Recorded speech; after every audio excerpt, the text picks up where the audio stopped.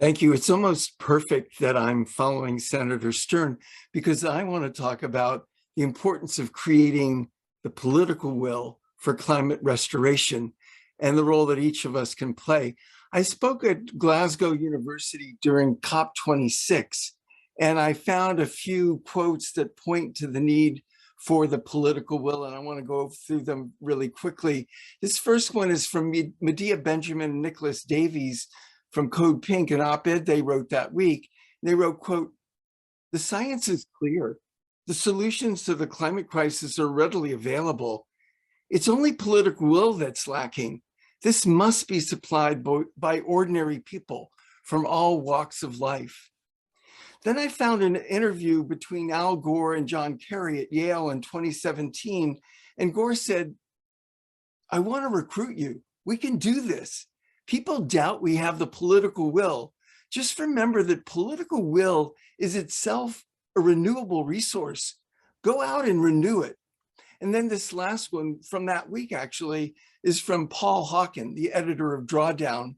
He said, "It's estimated that between 98 and 99% of humanity is disengaged." Oh yeah, your friends might be engaged, but between 98 and 99% of humanity is disengaged.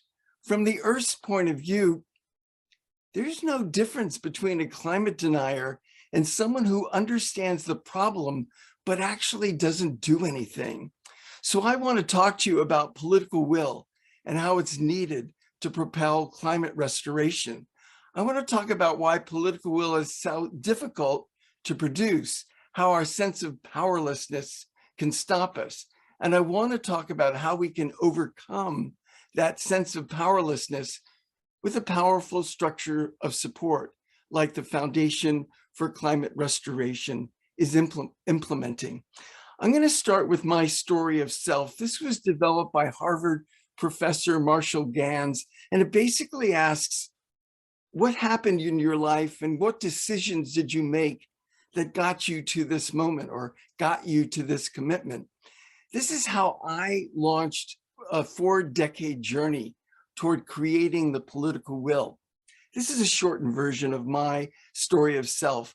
I have a bachelor's degree and a master's degree in music, and I played percussion instruments in the Miami Philharmonic Orchestra for 12 years and taught high school music.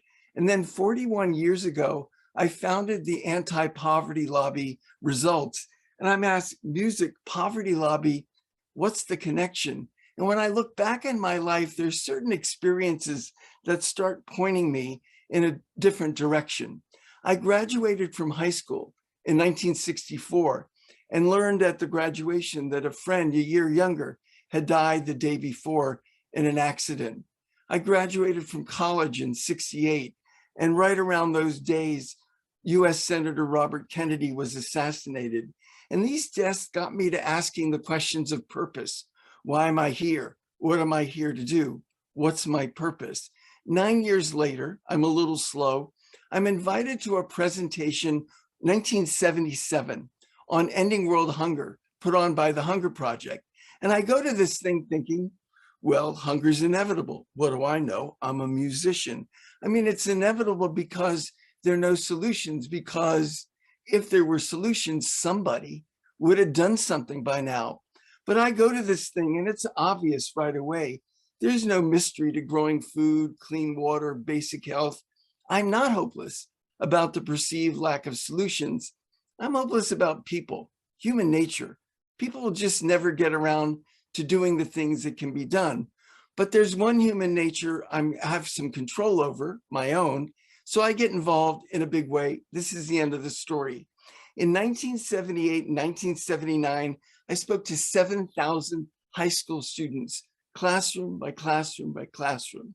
And before going into the first classroom, I read quotes from the US National Academy of Sciences Food Nutrition Study calling for the political will to end hunger. So I asked 7,000 high school students, what's the name of your member of Congress?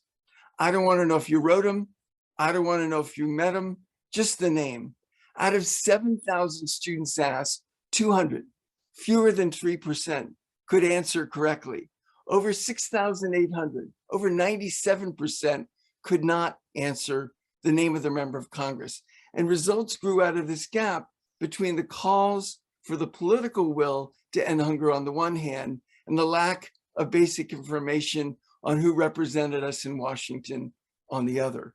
When I started Results 41 years ago, this was our purpose: to create the political will to end hunger and to discover what it was we needed to break through to create the political will to end hunger. In 1980, I knew there was something in the way, I just hadn't named it yet. And I think the author Frances Moore Lappé nailed it in her book, Getting a Grip 2. She wrote, "A real problem is not a heating planet or rampant malnutrition. We only have one real problem, our own feelings of powerlessness to manifest the solutions right in front of our noses." So that's one key way to describe the barrier to creating the political will, our sense of powerlessness. That's what we're addressing with our new chapters offering at the Foundation for Climate Restoration. So let me address overcoming the powerlessness. I wrote an op-ed in the Baltimore Sun where I answered these two questions. How do you dissolve the powerlessness? And how do you build confidence in volunteers? First, find an organization that's committed to dissolving the powerlessness. That's an organization that builds chapters and brings advocates together for a national conference call. Building chapters, enrollment, and national conference call, creating community, two things we are and will be doing. Number two, find an organization that's committed to providing you with new skills. That's an organization that provides ongoing training and key asks of elected officials and the media and our friends. Three, find an organization that encourages you to move out of your comfort zone. That's right. Confidence grows when you're encouraged to do things you thought you couldn't do, and then surprise yourself when you make it happen. I love that drawing that has a small circle labeled your comfort zone, and then this massive circle labeled where the magic happens. Yeah, the magic happens when you build a relationship with an elected official, not just sign a petition. The magic happens when your letter to the editor is published on carbon restoration. That's where the magic happens. I want to make the distinction between transactional advocacy and transformational advocacy. In transactional advocacy, it's sign the petition, transaction complete. In transformational advocacy, the advocate, the volunteer, is trained and encouraged and succeeds in doing things they never thought they could do. And as a result, see themselves in a new light, see themselves as community leaders. So here's a common view of most groups doing advocacy work, groups that are not doing transformational advocacy, that are not up for dissolving the powerlessness. About 6 years ago, I talked to the head of organizing for a really big group. You'd know them really well. And he said to me, we can't let our volunteers write letters to the editor or op-eds because they'll get it wrong and misrepresent the organization. Well, so much for transformational advocacy. I coached Citizens Climate Lobby its first 7 years. And in 2019, their volunteers had 4,300 letters, op-eds, and editorials published. So one group saying they'll get it wrong and misrepresent the organization. CCL saying, what do we have to do to help them get it right? Give that to them. And as a result, they have 4,300 letters and op-eds published in 1 year. I'm going to close with this quote from climate activist and futurist Alex Steffen, who said, optimism is a political act. Those who benefit from the status quo are perfectly happy with a large population of people who think nothing will get any better. In fact, these days, cynicism is obedience. I love that. In fact, these days, cynicism is obedience. What's really radical is being willing to look right at the difficulty and magnitude of the problem and still insist that we can solve that problem.